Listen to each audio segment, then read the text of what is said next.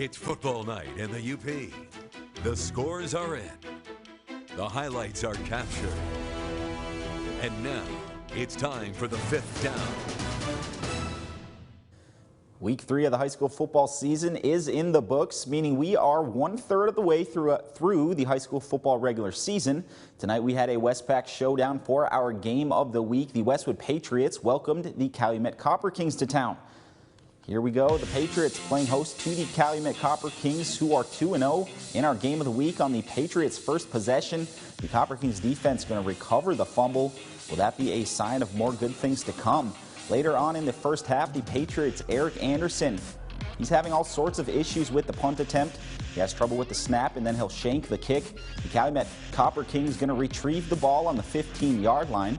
A few plays later, quarterback Scott Laukus is going to find his brother Dean Laukus, who stretches to get the Copper Kings' first touchdown of the night. We're going to show the two-point conversion. Scott Laukus. There's Scott. He's going to keep it on the quarterback option, and that's going to extend the Calumet lead to 8-0. Later in the second half, Laukus is going to drop a dime to Nick Durf. The Copper Kings, they remain undefeated as their defense led them to a 14-8 victory. Our defense is playing awesome right now, and they just play great team defense, and no one takes credit for anything because it's all 11 of us flying to the ball and just doing our jobs and having fun playing football. That's what we want to do. Oh, they did unbelievable. Oh, they came up huge on so many plays. They won us that game right there. So we had such good defense, shut down their jet sweep. Congratulations to Calumet on the big win. How about the Gwinn Model Towners still looking for their first win of the year, facing a tough Lakeland and Hubble team. We're going to start in the second quarter. The Lakes already leading with the 16-0 lead. That's Caleb Klein, right place, right time. He'll pick off the pass from Caleb Anderson. The Lakes unable to do anything with it, however. Let's move to the third quarter. Anderson going to find Shafar Evans on the quick hitter. He's going to trot into the end zone. Gwinn would convert the two-point conversion. It's 16-8. Lake Linden still leading. Staying in the third quarter, Brandon Labine going to take the direct snap. He turns on the Jets, and he's going to find Paydirt. It's 24-8. Lake Linden Hubble. The Lakes would go on to win this one 38-24. Sault Ste. Marie hosting Marquette tonight. Late in the second quarter, after a muffed punt by the Blue Devils, Redmond have it first and goal on the 7-yard line. Austin Riddle going to find Colin Hicks on the slant play for the touchdown. The PAT was good. Marquette goes up 16-0. The ensuing kickoff. Hard kick can't be handled by the Blue Devil front line. And the kicker Drew Weibel going to recover for Marquette, but the Redmen, they can't capitalize before half. Early in the third, Jack Swan going to get the short pitch, heads right with some blockers. He's finally brought down after a solid gain for the first down. Next play, Chris Pierce works hard for positive yardage, but Cameron Karp going to strip the ball and he'll recover it. Marquette, they capture their first win of the season, topping the Sioux 31-0.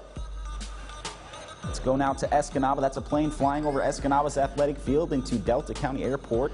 Escanaba hosting Cora Collegiate and Vocational School. That's located in Sioux, Ontario.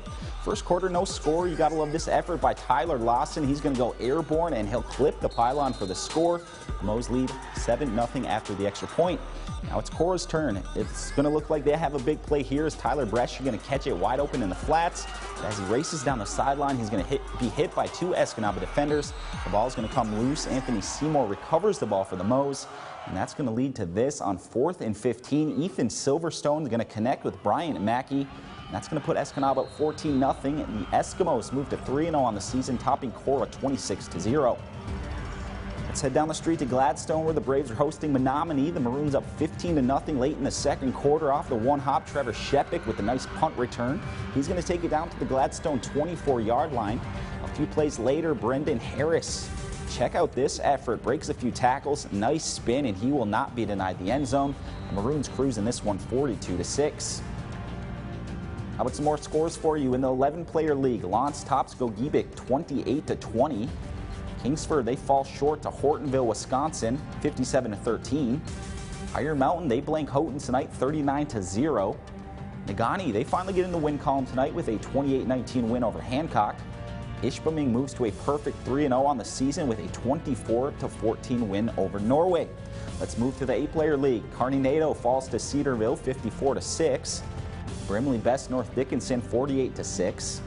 Rudyard and Rapid River played into overtime. Rudyard sneaks away with the 27-26 win. And the Forest Park Trojans, they beat the Superior Central Cougars 80-40. Sounds like a really good night for football. A lot of great action tonight. I went to the Escanaba game and also the Gladstone and Menominee game. I think the one thing that stood out to me tonight was how impressive the Menominee Maroons were tonight. It was my first time seeing them in action, and they have a really good team. Looking forward to seeing what they can do this season. All right, so maybe we'll see some new rankings for the Sports Zone this week. Yeah, Menominee might be in our rankings. We'll see. I think they have a really good shot. All right, thanks, Jake. When we come back,